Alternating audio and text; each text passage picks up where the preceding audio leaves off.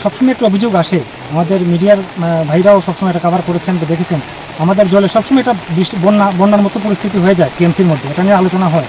তো দুটো জিনিস আমরা এটা এসডিএম সাহেবের সঙ্গে আলোচনা করেছি যে মোটর চালু হচ্ছে না, গোবিন্দপুর বা বিভিন্ন জায়গাতে কমপ্লেন এসেছে যে মোটর চলছে না। এটা নিয়েও আমাদের স্যার এটা নিয়ে দেখছেন কীভাবে মোটর, কীভাবে ওয়াটার রিসোর্স ডিপার্টমেন্ট থেকে মোটর কীভাবে চালু হবে, জলটা নিষ্কাশন হবে।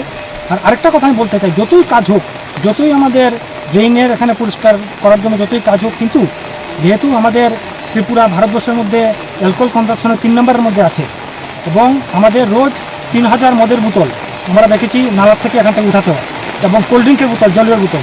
তো যারাই বিভিন্ন ওয়ান টাইম প্লাস্টিক, তো যারাই আমাদের শহরবাসী ভদ্র যারা মদ্যপান করেন, সেই সব মদ্যপানকারী মাতাল ভাইদের কাছে অনুরোধ করে জুড়ে, আপনারা 3-4 হাজার মদের বোতল ডেইলি পাওয়া যায়, এবং জলগুলো এখন ড্রেন থেকে উঠানোর পর যারা গাড়ি চালায়, স্কুটার চালায়, কাজগুলো ভেঙে সবের টায়ার পাঞ্চার হয়ে যাচ্ছে, উঠালে মদের বোতল আর জলের বোতল তারা কিছু পাওয়া যাচ্ছে না।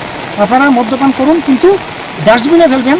নালাতে যদি 3-4 হাজার বোতল প্রত্যেক দিন পরে, যদি 1 সপ্তাহ পরে পরে ড্রেন পরিষ্কার করে, তাহলে অনেক সময় আমাদের ভাইস চেয়ারপারসনও নিজে কোদাল দিয়ে মাঠে নেমে পড়েন, অনেক সময় অসুবিধা হলে, কিন্তু কোনোদিনই আপনাদের এটা পরিষ্কার হবে না যতই করুক। এটা আমাদের একটা প্রবলেম হচ্ছে স্যার, এটাই আবেদন আছে।